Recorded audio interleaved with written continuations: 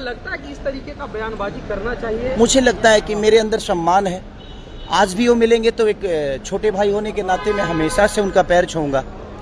अब ऐसा तो नहीं कि मैं अब दंडवत अब साष्टांग तो नहीं हो सकता ना, आज भी मैं अपने पापा का भी पैर छूता हूँ तो ऐसे ही झुक के छूता हूँ।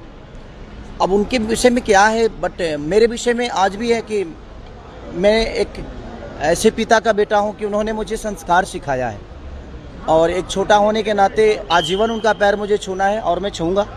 अब वो उस विषय को कैसे लेते हैं, उस सम्मान को कैसे अपने अंदर लेते हैं, ये उनका अपना विषय है कि शायद वो रिजर्व ही नहीं करते ऐसे सम्मान के लिए। बट ठीक है, मेरा कर्तव्य है कि मैं उनको सम्मान हमेशा दूं और आजीवन ऐसे देते रहूँगा।